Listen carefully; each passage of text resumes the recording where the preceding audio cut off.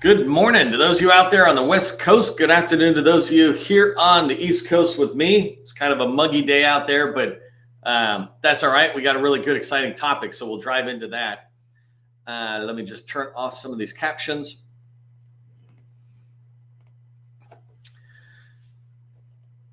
Hey, and thank you for those of you starting the chat and getting in there and engaging. I see people over on YouTube as well, so if you're on anything other than LinkedIn, I encourage you to come over to LinkedIn, connect with me, connect with others. It's the place we can come together and actually have dialogue, right? You can actually see people, connect with them, engage with them. And so I think it's 𝗏𝗡, if I'm getting it correctly. But anyways, come over. Just let me know that you saw my training and just say, hey, let's connect, and we'll connect. But also, it's a great way to meet other people. There's over 200 people, or almost 200 people registered for today's training. Guaranteed you can meet 5 or 10 people in the training to network, and that's how you grow your network, 5 or 10 people at a time. I happen to make it easy to do 5 a day, which really begins to compound. But either way, wherever you're coming from, welcome. Just keep engaging in the chat so you can connect with each other. I want to share a tip for success. For those of you showing up early and on time, I really appreciate it. And so I like to give a tip for success as a way to just get started out there. And my tip for success today is around just understanding Stephen Covey. If you haven't seen this book, and all week I've been kind of talking about him, 7 Habits of Highly Effective People. I'm not here to give you 50 book recommendations or even 5. I'm giving you one book recommendation over all others, is that 7 Habits for Highly Effective People. And one of the things I really like about Stephen Covey's habits, a particular habit says be proactive. And the whole point of being proactive is it goes into today's training, right? If you want to develop relationships and build relationships that lead to teaming opportunities with other government contractors, then you got to be proactive and develop the relationship. An example is right here in the training, right? Proactive is putting something in the chat. Like I'm looking at Tracy. Tracy's up in Pennsylvania. She just instantly is giving us a little bit in the chat so we can look at it. Oh, now I know Tracy's in Pennsylvania. Tracy's been here a while and she might have mentioned it before. But I didn't know that, but I think it's going to stick in my head because it's such a small chat thing. So if you engage with each other, the other thing is don't just say, I'm open to connecting. If you see other people who are open to connecting, reach out to them. Say, hey, I saw you on Neil's training, or I saw you at the Navy thing. Love to connect if you're open to that. And so all of that, though, comes around to being proactive. And that's one of the habits that comes out of Stephen Covey's book, 7 Habits for Highly Effective People. It is hands down the best business book that is out there. There's a book called Good to Great, not to go off on a tangent too far, but Good to Great, it's a book I love and I really did a lot with it. But all of the stories that were in there, all of the businesses, almost all of them, turn around and end up not being relevant today. But these habits I've been reading since 1997, and they just get stronger over and over again. So go out there, be proactive, buy the book if you don't have it. Get it on audio. That's really good. Okay, so let's dive into training. Let me just line myself up. By the way, before we get started, do me a favor, just throw into the chat prime or sub. And what I want you to say is, do you have prime contracts already? Or are you kind of at the subcontract level, or are you new? Just let me know in that chat. I kind of like to know who's coming in to the training, what levels you're at. It helps me prepare the next trainings, like which one should I choose? Okay, so let's get started talking about today's topic, right? How to get invited to subcontract on a team with other government contractors. If you haven't heard me say this before, I teach that there are 3 ways to make money in the federal market. You can subcontract under small businesses, meaning they have the prime contract with the government and you are subcontracting under them, bringing up expertise or a piece of work that they can't do, or they just agree to share it with you. That's subcontracting under a small business. The second revenue stream that you can get from the federal dollars that are out there is prime contracting directly with the federal agency. So this is you having that contract with the federal buyer directly. And then the third revenue stream is subcontracting under large businesses. Basically, this is anybody over, let's say, 50 million. But when I say large businesses, I generally am talking about the billion-dollar companies. There's a bunch of quote unquote large businesses or officially large businesses that are in this middle area, but I'm really trying to distinguish the difference between the people who know what it's like to be you and are small businesses and really understand that. And even companies doing 40, 50 million, they still totally get it. And then large businesses where the owners are long, long gone, decades gone, right? And it's a machine. But those are three revenue streams, and subcontracting is in there. And subcontracting under a small business, prime contracting, or subbing under a large, those three revenue streams are just as important to a brand new business that just got started yesterday, as it is to a company that's been around a little while, to a 20, 30 million, as it is to a $1 billion company. $1 billion companies come out and will work with a smaller business when it makes sense and subcontract under them. It's a way for them to get access to an agency. It's a way for them to get access to dollars that they didn't have access to before.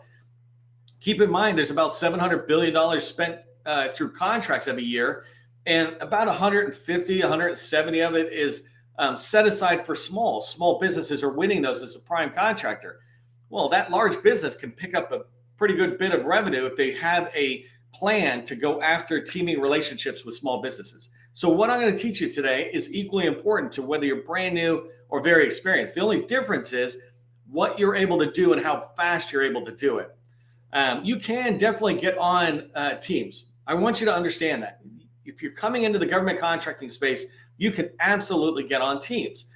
In order to get on the teams, you just need to make it worth their while. And that's what I'm going to teach you today, is how to make it worth their while and how to begin to pursue that. So let's go ahead and get started into my slides here and talk about how to get invited onto those teams. Today's training, I'm going to break it up into three areas. And these three areas are, first, be attractive.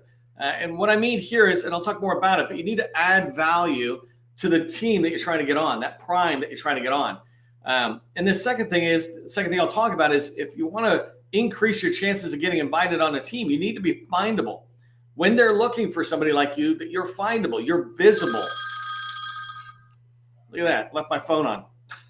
And then the last one is be proactive. In this last section, I really want to give you tips about how I do this. If I'm getting into a large, like next week, I say, I want to get into a large business. I want to start pushing in, see how I can get on a team. And not like I'm going to get on the team next week, but I'm going to start next week. I'm going to tell you how or what I do, not just how I do it, but I'll give you specific examples of what I do. If you don't know who I am, my name is Neil McDonald. I am the president of the GovCon Chamber of Commerce. I'm the co-founder of GovCon in a Box, and I'm super excited to have you here where I can share my tips for success in the federal market. I spent 20 years in the federal market as a small business owner, and since 2018, I've been teaching people like you that government contracting is not a secret. It's just a process. Part of that process is showing up to this training over and over again. Another part is subscribing to our newsletter. In our newsletter, you'll be able to see all sorts of tips. Almost everything I put out is actionable, meaning you can read it and it's not just for your knowledge, but you can then do something with it. We really try to make it so as if we're working for you. Anytime we do something in the newsletter, we're thinking to ourselves, how can you action on this? Last thing I want to mention is just we're going to have training next week. I don't have them out there scheduled yet. I usually schedule them over the weekend. But make sure you watch for it. We had almost 200 people register for today's training. And that's a fantastic opportunity for you to be able to network with others, for us to grow our community. The larger our community is, the more we attract federal buyers who want to reach you. So I kind of am the conduit, if you will. And we all work together, though, to bring you what you want to see. I did want to do one side note. I'm just not feeling well. So if I'm a little off for you today, it's not the camera. It's just me not feeling well. And my energy is a little off. But the content is really good. And there were so many of you who registered and are attending the training. I didn't want to miss it. But the content is really solid. Just my delivery might be a little tweaky, but that's okay. I did want to congratulate the newest companies to the 100 Club. These companies, Hank Foster Incorporated, Apt Diction Studio. I'd love to actually talk with you more and go, how do I pronounce that more properly? And then GD Resources, these bottom three. I'm super excited because not only are they on the 100 Club, but they just pushed us to 25 or more. So next week, I'm going to push these 27 companies out to my 32,000 connections on LinkedIn saying, these companies are fully visible to federal buyers. Come check them out. You can learn more about that on GovCon in a Box. It's a tool set that we stood up. It's no cost, but you're able to go in there and get your federal visibility score up to 100. Out of a score of 1 to 100, right? You want to get it to 100. And when you do, it means you're as fully visible to federal buyers as you can be. So congratulations to those three newest companies that are in there. Okay, so let's dive into having or being attractive. And what we mean by this is attractive. Usually when we say this is you want to be findable and attractive. Attractive is you're matching the search intent of the person, in this case, a prime contractor. If the prime contractor is looking for a business like yours, it needs to be really easy for them to see that you are a fit for them. And so if they're searching for cybersecurity, for example, how you describe yourself really points out that you're a cybersecurity firm. And so that's what we mean when we say be attractive. The first thing that's important to keep in mind here is that you need to be niched down, have a clear, focused offer. When I was preparing this training, I actually didn't do it for all primes. I really tried to think, how could you get in a team with a large prime?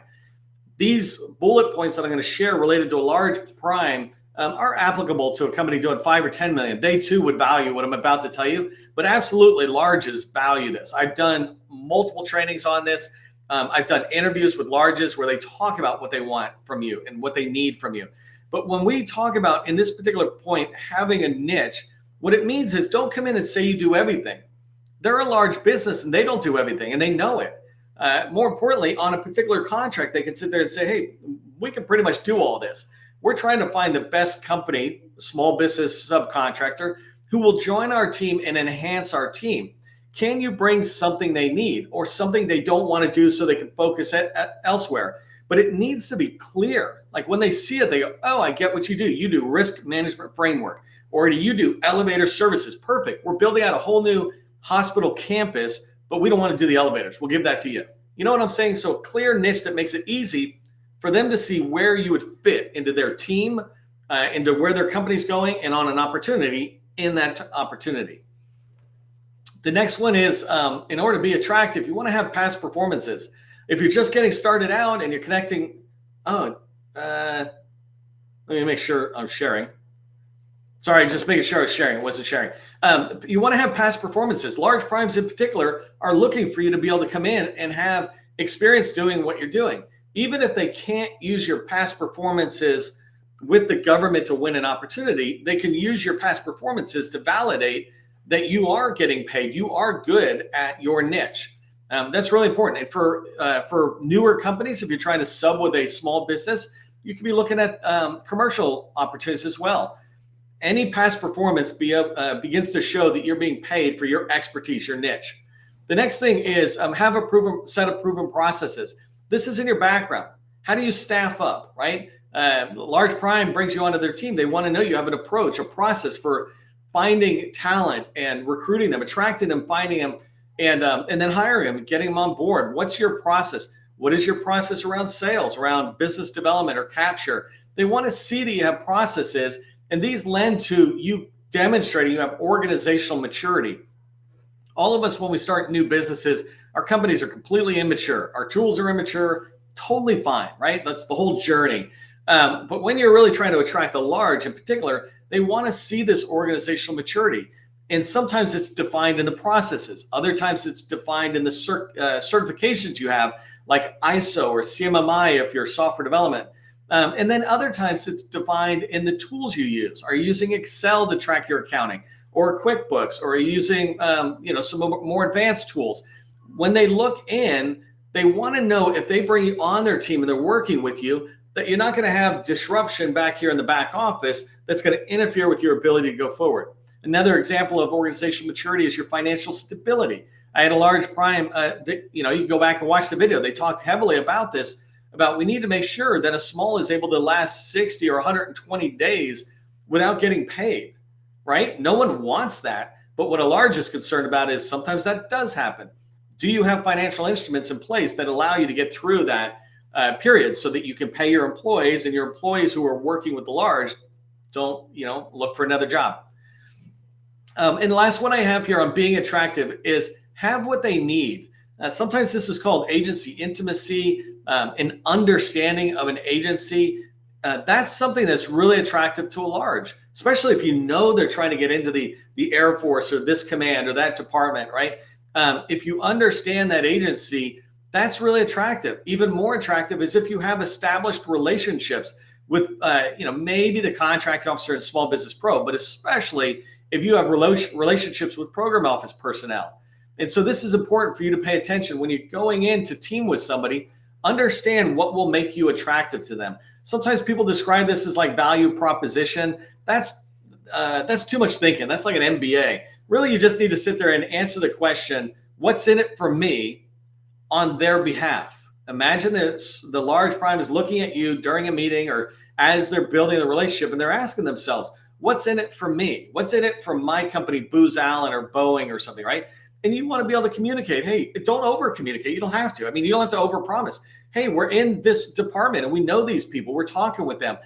Look at our slides. This demonstrates our organizational maturity, et cetera. When you do that, you're going to be attractive to a company and you increase the chances of them inviting you to join their team and participate. The next one I really want you to pay attention to, if you want to increase your likelihood of getting on a team and getting invited to be on a team, is you got to be visible, right? People buy from those they know, like, and trust. If you are not visible, you are not known. Forget about like and trust, right? We need to make you visible so that you can be liked and trust. And so I put in here the federal visibility score. And if you remember a minute ago, I was talking about those companies that hit the 100. If you come in, you can go to number 2, but I'm going to go to number 3 here. Find teammates. This is our tool that we put in place, and going and checking out the teammates, that's all free. But in here, if I come in and I look at the companies, there's 360,000 small businesses currently selling to the federal government. That's the pool right now. And if I scale it down, I say, just show me companies that are 100. I just went from 360,000 down to 27. A big part of being findable is having the keywords, et cetera, in DSBS so that when somebody searches for you, they find you. Now, there's a lot of companies that sit in this range of, let's say, down to 70. But if I click that and I say, show me 70 above, it's still 2,000 companies out of 360,000 are visibility score of 70 or above. We say if you're 70 and below, you're invisible. And you can see this, right? You don't need me to kind of keep showing. So make sure you go into GovCon in a Box, free. Go in there, find out what your visibility score is, click on the score. I tell you exactly what you need to fix, and I give you a little video on each one of them in case you don't know how to do it. It tells you how to go fix this thing, this thing. So many people have gone from a very low score, like 9 or 28, up to highs like 100. And so when you do that, part of doing that is making sure that DSBS, the Dynamic Small Business Search Tool, is fully filled out. Your form, that supplier portal, is complete. It is the most important marketing asset in federal government contracting for small businesses. The Dynamic Small Business Search Tool. This is where larges go. It's where smalls go. It absolutely is where federal buyers go. Federal buyers, when they're doing market research, that's a formal process. And DSBS is the only tool that they're encouraged to go look at, right? And they say, go look at all these others, including DSBS. And so it's the only one that's pointed out. This tool takes you 2 seconds to get in, but when you're in, now you're in the #1 supplier portal of the government. Speaking of supplier portal, for larges now coming back, large prime contractors, let's use Boeing as an example, they have their own supplier portals. So many of them actually might not be as familiar with DSBS, but they're familiar with the internal tool. Hey, here's Boeing's supplier portal. If you're looking for somebody, come here and then go out. Boeing, as an example, I was talking to one of the supplier or small business folks over in Boeing, and a couple of years ago, but it's still the same thing. And I was asking her about, well, how many buyers do you have? They have over 14,000 buyers that she and her team support. And that's how many people are out looking for suppliers to Boeing, right? Not all of it is federal contracting, right? Limit that down a little bit. But still, they go into their supplier portal, the Boeing supplier portal, to go look. Large primes have these, agencies have these. HHS, for example, has this. They have their own supplier portal. So make sure you figure out who you're trying to target and get in their supplier portal. So now you're increasing your visibility. Last thing about being findable, think about findable, right? When somebody is searching, when you search for a plumber, a person to cut your hair, or where to buy a new car, or whatever it is, when you search for stuff, typically you go to Google or Bing or whatever. And how you search, that literally is how a large or a teammate would search for you, or how government would. And LinkedIn is one of the best places for you to be visible in there. It's the professional network, right? Larges are on there, agencies are on there. And so you get into your LinkedIn profile, make sure it looks good, right? The clean basics, and I'm not here to talk about that. but also make sure you're communicating your capability statement. Put that into LinkedIn, both as a PDF and also as the text into the About section. When you do this, then you're able to come up when people are looking. I talk to larges all the time, and I ask them all the time, how do you find smalls? I'm constantly trying to research for you so I can give you advice on, be here. They're all looking over there now. Let's all run over there. And so they talk about, well, one of the places I go is LinkedIn because I'm on there anyways. And so I go to LinkedIn and I might type in RMF and see who comes up, or RMF hub zone if I'm looking for a hub zone, things like that. So get into LinkedIn and increase your, improve your profile so you look, you're findable. Okay, we're moving at lightning speed. Let me talk about what I do.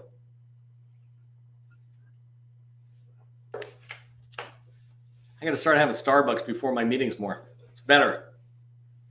Okay, so in this last part, I want to talk to you about being proactive, right? Don't wait for people to come out. Help them come to you.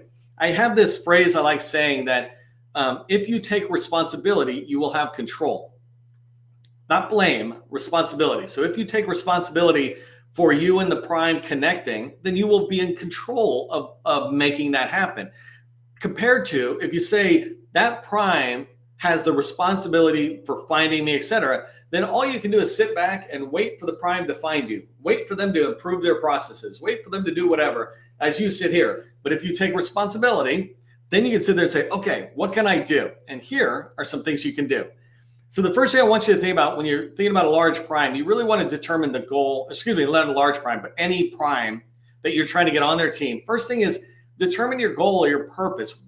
Who are you trying to meet? Are you trying to meet a large out there? Are you trying to meet a small? Are you trying to meet a large or a small on a particular vehicle? Are you trying to meet a teaming partner in a particular agency? Teaming partner does a particular type of work that maybe is complementary to yours. Determine your goal, because that will focus your energy when you're out there trying to do some things that will build those relationships that will lead to where you want to go. So let's say my goal is I want to get in and build a relationship with Booz Allen so that I can then start working with them, right? Hopefully I build relationships, I get in, I start figuring out what's important to them, and eventually that turns into me getting invited to a team. It's not going to happen without my effort, for sure. And it's not going to happen without a lot of effort, but this is the effort that I would do. So the second bullet is the first thing I want to talk about. If I'm looking at Booz Allen, the first thing I'm going to do, since I'm a government contractor, is I'm going to go in and look at their contract vehicles, and I want to find their program and contract manager. And I'm going to try to show you as many of these as I can. Contract vehicle. Hopefully I did this really fast. So here we go. I got contracting, and I think this is good enough. I might have picked the wrong one. Let me see if I can get them both open. So what I'm looking for is Booz Allen. That's where I said I want to go. And I'm looking for contract vehicles. So this one here, it's contracting. It's not quite what I wanted. So, oh, here we go. Good. So down here, I'm seeing vehicles. And this is the important, let me go here. This one's better. So in here, I just went to Booz Allen. All I typed was contract vehicles and name of the company I wanted to get to. If they're a large, what I'm trying to find are program managers or contract managers who may be open to talking with me, or I can follow them for a little bit and engage with them to then get on their radar to, maybe meet them at an event or something, and then begin to take it farther. So you decide what speed you do. But here, if I look at some of these schedules, let me just see. These are not the best ones. These are all just GSA. But if I just take GSA, hopefully it'll work for me. Let me scroll down. Hold on a second. Come on. No, that one didn't work. You would think I'd have these a little bit more ready. So how about a GWAC? Come on. So if I come in here and I look at this vehicle, and hopefully it just has it. If I'm coming in, I can come down and see in here that this vehicle, it's Alliant, right? If I'm looking at this vehicle, I'm instantly able to find people who are running this. Here's a senior contract administrator. Here's the program manager, right? And this guy I actually happen to know of and have interacted with before on customers. He's super nice, right? He's not going to work with everybody, but if you're a fit and if it makes sense for him to fit, then he's going to try to build more and more relationships because he wants to make sure Booz Allen has got the best relationships out there to help them.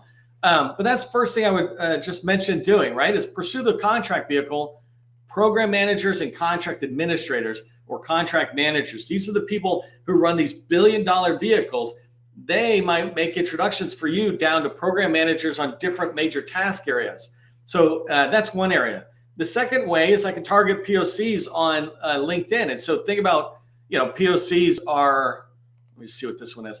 POCs are point of contact, right? So here, if I just search, let me try this. Hey, so I'm just going to type this really fast, business development. Let's try that. So it's going to come up. I'm going to look really quick for people. So I'm going to click on the people. I'm moving fast just to show you. I'm going to come over here and say current company, and I'm going to add in Booz. Come on, Booz Allen Hamilton. And I'm going to say show results. So I typed business development. I've got 4,600 results. And without me going too far into it, right, I can begin to find Bob. He's a business development executive. Victoria's senior associate business development operations. I can begin to find these people, and this is 4,600 people to start. So if I'm trying to build a relationship, I can look on LinkedIn and find a bunch of these people, and then I can begin to figure out, well, these ones go into the agency maybe I want to go into. But you can start with LinkedIn to find all those people. The next tip, and I'm running out of time, the next one I want to give you is very important. If you want to connect with large primes, go where the large primes are. If you want to connect with small businesses, go to Navy Gold Coast, for example. Navy Gold Coast is next week or the week after next, and that is basically a small business event. And so in there, all the people from the Navy or from the larges or the smalls, everybody's going to be small business related. But when I want to get into Booz Allen or I want to get into an agency, then I will go to the Air Force conference, for example, down in Florida. And down there, it primarily is the Air Force talking to the Air Force with industry kind of around. This is where the larges go to engage with the colonels and generals out there and the movers and shakers in the Air Force. This is where the larges want to go. That's where I'm going to go. I want to go to the conference that the business developers and the capture people are going to, and they are going to the Air Force conference, not a small business conference. So know the difference depending on who you're trying to meet. The last thing I wanted to mention here about proactively reaching out, and you're looking at these relationships. If I'm looking into Booz Allen, right, I've got 6 degrees of separation. Understand what that means. 6 degrees of separation means I want to go meet the President of the United States, right? Currently President Biden. I want to meet President Biden. Every single one of us is 6 degrees away from him, meaning I know somebody who knows somebody who knows somebody who knows him, right? And so when you're trying to get into an agency, when you're trying to get into a company like Booz Allen, understand that if you focus on 6 degrees of separation and you begin with the end in mind saying, I want to meet the CIO of Booz Allen or something, then you just start working your way through. You build the relationships, you're moving forward. This kind of activity is kind of the long game, right? We're not here to teach get rich quick. It's the long game. But when you do this and you understand 6 degrees of separation, you can start taking those 4,600 people you found in LinkedIn and begin to connect the dots and build a relationship, not just with an individual, but with the organization. Okay, so let me give you a couple of things to just remember. First thing is have a very clear niche. This is what we do. My last company, it was SharePoint. We could do all sorts of things, but we were SharePoint. We just said we were SharePoint, and they called us the SharePoint guys, right? That was great because whenever they had SharePoint, they put us in. They knew where we fit. Second thing is be where they look. I told you about DSBS, supplier portals, be where they look. Get your LinkedIn updated. The last one is be persistent. Don't just get out there and start slow and go, it didn't go anywhere. Give yourself 12 months to hit the goals that you want around relationships, not 12 minutes or 12 days. Give yourself the time and then put the work in. You will develop the relationships that you're looking for. Hey, if you're looking for any kind of help in business development acceleration and you're willing to invest, you're ready to invest, and you're doing over $1 million, we'd be happy to talk to you about the BD Accelerator Workshop. You just put workshop in the chat. For everybody else, though, we're going to put out 5 new trainings for next week. I'll do it over the weekend. Register for training. Subscribe to the newsletter so you can be notified when that happens. And as you go into the weekend and you just can't stop thinking about it, just remember, government contracting, it is not a secret. It's just a process. Part of the process is ending on time. I will see you. Thanks for being here.